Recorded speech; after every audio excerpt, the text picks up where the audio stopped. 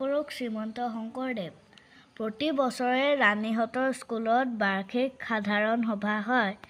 এই সভাত অভিভাৱকসকলো উপস্থিত থাকে। ৰাণীয়ে মাকে শিকাই দিয়া বৰগীত এটা সভাত গালে। বিদ্যালয়ৰ সকলো শিক্ষক-শিক্ষয়িত্ৰীয়ে আৰু অভিভাৱকসকলে তাইৰ বৰ প্ৰশংসা কৰিলে। ৰাণীৰ মনটো ভাল লাগি গ'ল। ইমান ধুনীয়া বৰগীতটোৰ ৰচক শ্ৰীমন্ত শংকৰদেৱ বিষয়ে জানিবলৈ তাইৰ বৰ মন গ'ল। গধূলি মাকক তাই শ্ৰীমন্ত শংকৰদেৱৰ বিষয়ে সুধিলে। মাকে তাইৰ আগ্ৰহ দেখি আনন্দিত হ'ল। তেওঁ শংকৰদেৱৰ বিষয়ে ৰাণীক কৈ গ'ল। মহাপুৰুষ শ্ৰীমন্ত শংকৰদেৱ একাধাৰে কবি, নাট্যকাৰ, চিত্ৰশিল্পী, গীতিকাৰ, ধৰ্মপ্ৰচাৰক আছিল। ১৮৪৯ চনত নগাঁও বৰদোৱাত শংকৰদেৱ জন্ম হয়। তেখেতৰ দেউতাকৰ নাম আছিল কুসুম্বৰ ভূঞা আৰু মাকৰ নাম আছিল সত্যসন্ধা। সৰুতে মাক ঢুকুৱাৰ বাবে আইতাক খেৰসুঁতীয়ে তেওঁক তুলি-তালি ডাঙৰ-দীঘল কৰিলে। সৰুৰে পৰা শংকৰদেৱ বলৱান আৰু সাহসী আছিল।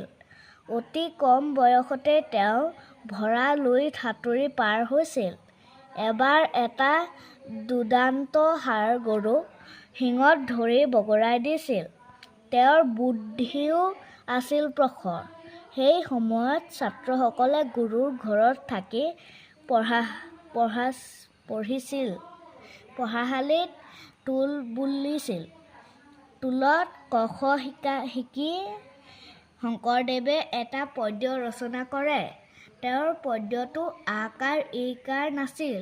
পদ্যটো আছিল: কমল কমল দল নয়ন ভৱদৱ দহন গহন বন শয়ন নপৰ নপৰ পৰ হত হত গময় সভয় মভয় ভয় মম হৰ সততয় খৰতৰ বৰহৰ হত দহ বদন খগচৰ নগধৰ ফণধৰ শয়ন জগধৰ মপহৰ ভৱ ভয় তৰণ পৰপদ লয় কৰ কমল জনয়ন।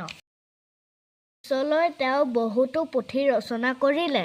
তেখেতৰ ৰচিত গীতসমূহক বৰগীত বোলে। বহুতো অংকীয়া নাট তেখেতৰ ৰচনা কৰিছিল। তেখেতৰ ৰচনাসমূহক অসমীয়া ভাষাৰ অমূল্য সম্পদ। শ্ৰীমন্ত শংকৰদেৱ পিছলৈ মহাপুৰুষ হিচাপে পৰিগণিত হ'ল। ১৫৬৮ চনত কোচবিহাৰত তেখেতৰ ইহলীলা সম্বৰণ কৰে। মহাপুৰুষ শংকৰদেৱ বিষয়ে ইমানবোৰ কথা জানিব পাই ৰাণীৰ মনটো ভাল লাগি গ'ল।